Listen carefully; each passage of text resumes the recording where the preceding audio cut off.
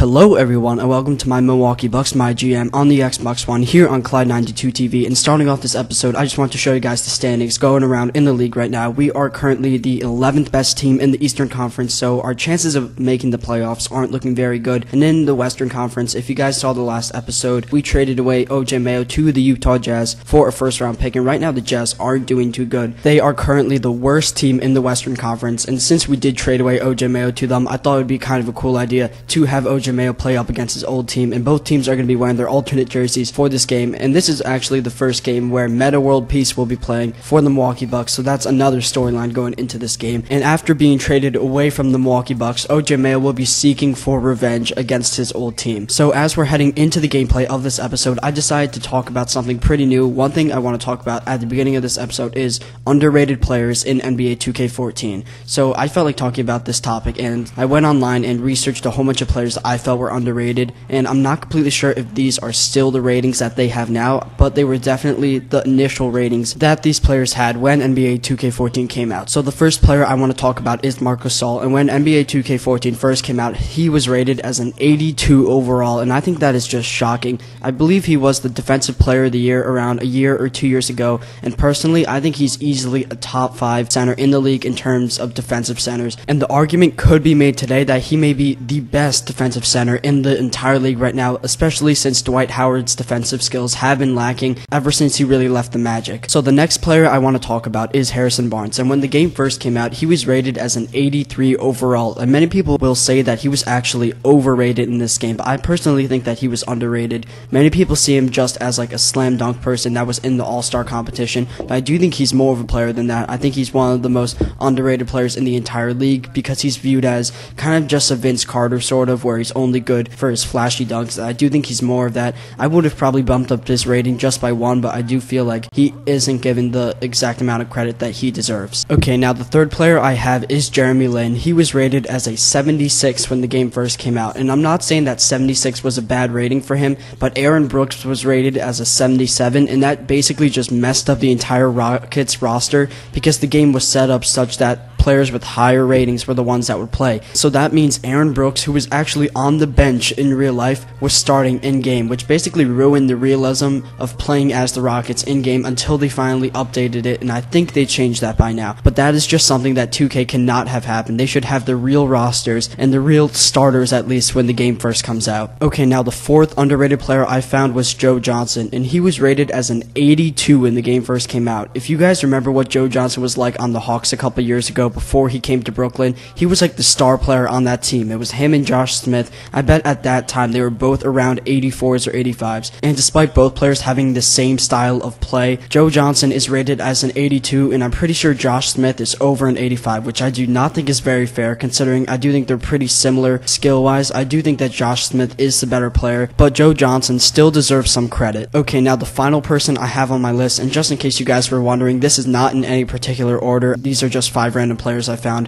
Now the final person I have is Shawn Marion. In this game, he's rated as a 79 overall, and I'm pretty sure he hasn't been updated, and I think he's still at that rating, and I believe that he is one of the best defending shooting guards in the entire league despite being the age that he's at right now. And the common theme that I found in this game is that players that are more centered around defense don't get rated as high as players that only score. And an example would be Andre Drummond, who's just a defensive beast, is rated as an 82, whereas James Harden, who is only good for offense, if you look up online his defense, he's just an atrocious defender. He's an 88 overall, so I do feel like the players that score more are favored a little bit more just because they're flashier players than guys that play defense, and I feel like Shawn Marion is a very good example of that. So with all of those 5 guys out of the way, you guys can put in the comments which players you think are overrated or underrated and why. I'm pretty excited to see which players you guys come up with. So let's get back into the gameplay of this video. At this point in the game, the score is 38-33, and we have a pretty good lead on the Utah Jazz. I do feel like we are the better team, and we can take advantage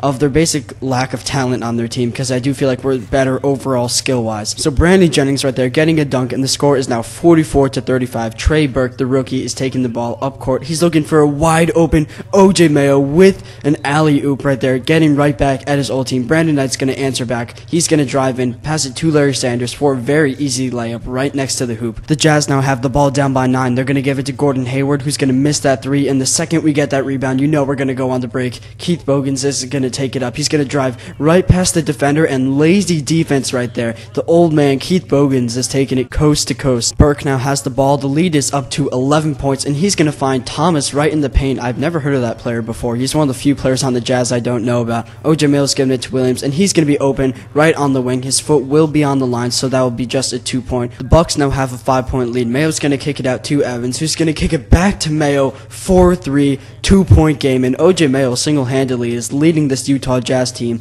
proving to his old team that we should not have traded him. And look at Norris Cole getting the rebound. He's going to pass it out to Carlos Tofino, who's going to drive in, take a step back, and make that jumper on the right wing with about 20 seconds left in the first half. And that will end the first half of this game. You can see Larry Sanders has 13 points. We have a 3-point lead, and we have been very good at spreading the ball around between all of our players. At the start of the second half, Shannon Brown's going to kick it to Brandon Knight, who will make the three, but he is down. That is not a good sign for this Milwaukee Bucks team. He has probably been the most consistent scorer out of this entire team. Larry Sanders is really only there for defense. He's not the best offensive player, and now we are losing a point guard, and Norris Cole will have the starting spot. You can see right there, Brandon Knight will be out for 6 to 8 weeks with a broken ankle, so we may need to go into the free agency or make a trade in the next episode in order to acquire a new point guard. And the second Brandon Knight left this game, the Milwaukee Bucks had some motivation to go out there and win the game for their point guard. So the score is 68 to 68. Shannon Brown is sending a pick for Norris Cole, who's going to kick it back to Shannon Brown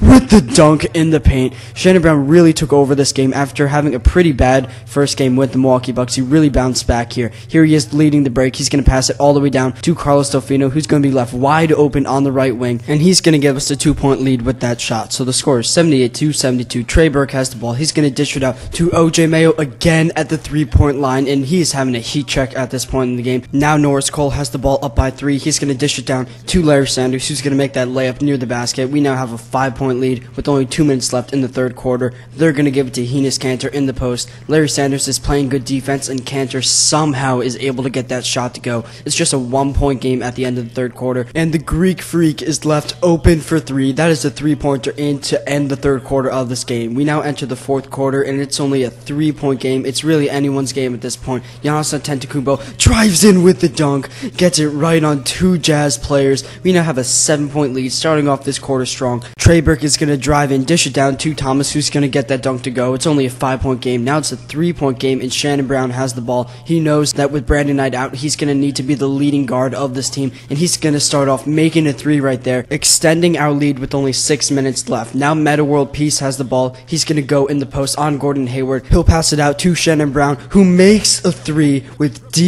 quality. You know someone's having a great game when they're making shots with terrible shot release. Now Meta World Peace has the ball. He hasn't had a great game offensively, and that's changing right there. The poster on Gordon Hayward in the paint. We now have a 9-point lead, and Trey Burke is choking. He's missing wide open layups at the hoop. We're going to take it on the fast break. Shannon Brown's driving through the defense and giving us a double-digit lead with just 3 minutes left. Now with the 13-point lead, Trey Burke is forcing a 3-pointer. He's going to miss that, and Larry Sanders gets the ball. You know we're going on the fast break. Out to Shannon Brown, who's going to do a weird scoop layup and somehow get it to go. He is the leader of this team right now. With a minute left, Brandon Rush is going to try to cross over the defense. The ball's going to end right up in OJ Mayo's hand, and he just dunks it down on the other end of the court. With 1 minute left, we're going to give it to Larry Sanders for a wide open jumper. He misses that, and this is the Jazz's chance to try to form a comeback. Trey Burke is left for a wide open 3, and he knocks it down. It's only a 5-point game with the minute left. Brown is taking the ball up court, and he crosses over the rookie. The shot is blocked. Luckily, Larry Sanders is there to make the shot. And look at this play again. Shannon Brown completely crossing over Trey Burke. He had no idea where to go from there. And that play will be the nail in the coffin. With 40 seconds left, we have a 5-point lead. A score here will basically end it, and Shannon Brown delivers that score with the dunk, basically ending the game. So the Bucks will escape Utah with the win. The score will be 112 to 105, and Shannon Brown definitely the player of the game. I never realized until this point how clutch Shannon Brown could be